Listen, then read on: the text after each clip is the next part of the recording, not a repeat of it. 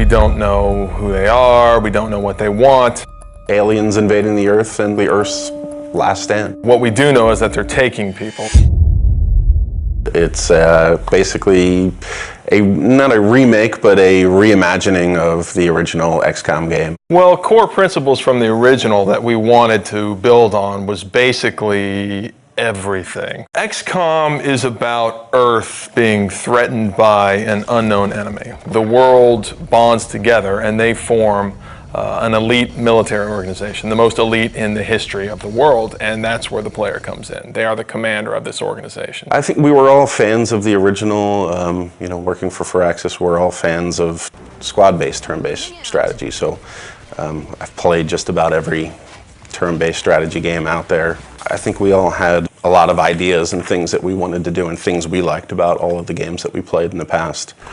Just really finding the fun things and eliminating the things that we didn't really care so much for. So we start with the original game and we play it and we say, okay, well, we find that new players or even us old diehards, like we find this concept, we can improve this a little bit. And one of the first things we looked at was time units. And the idea was that your soldiers had a certain number of time units to move around the battlefield, to perform abilities, take shots and things like that.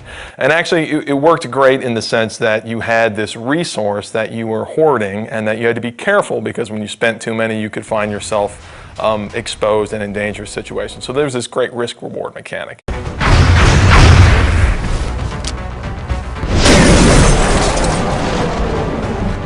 We said, okay, how can we simplify that and sort of free up all that headspace that takes up in the player's head? We sort of turned the time units into a simplified version where the player has a number of moves that they can perform per turn, and they can choose to move, they can choose to move and shoot, they can choose to move really far, and then based on different abilities their soldiers have, maybe they can use those abilities to do different things. But it still has that great risk-reward mechanic. Look, I need to run really far this time, but when you do that, you're always taking the cost that you're not going to be able to shoot, and then you're going to find yourself in a difficult tactical position.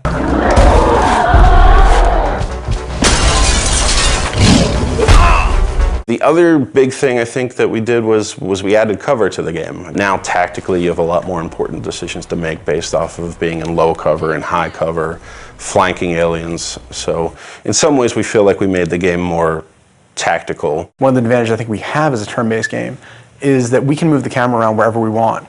If you're making a game that has real-time response, players get really upset when you take control away from them. Well, we do that every other turn. There's been a very cinematic approach to the game that we're making now that wasn't available then, simply because we can move the camera around and take advantage of the fact that we have a 3D game. We're still leveraging the 3D and the tech that we have available now to make it a much more compelling experience, I think, visually, than they were able to do back then. The Glamcam was our way of kind of making a turn-based strategy game sexy. It was a way for us to take the camera and put it in the environment in a way that kind of got you out of the normal gameplay mode, but let you see things a little clearer and a little more up close and feel like you're a little more part of the action.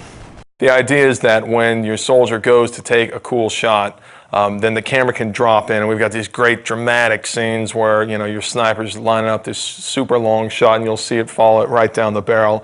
And what that does is it allows a little more of an intimate connection between you and your soldiers. And of course it increases the drama of the actual combat. And the Glamcam is a great way to do that. That's just one of the ways that we sort of get the camera down there so the player can sort of see combat from their soldier's perspective. The base was a really unique challenge for us to design. When we started on it, it was flat and more like a level in the game.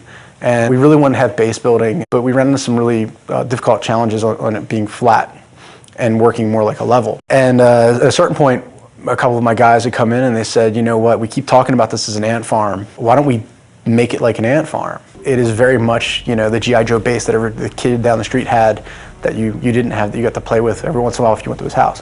So when we made it, that was one of the things I think really stands out. I think it's a really unique feature to the game. It allows us a lot of flexibility for optimization and for the player to be able to build and expand. And it's a really different, I haven't seen represented that way really ever. And on top of that, they're actually expanding the structure, customizing the facilities that they're adding to their base. We want them to be able to see their soldiers interacting and their scientists, and so I think it's this really neat moment where you get into the game and you have this physical structure that you've customized and you've made the decisions about what you want to focus on, and then you can see your soldiers that you've leveled up and you've grown attached to, you can see them interacting, and it's something that I think we're really proud of. We're really excited for people to see.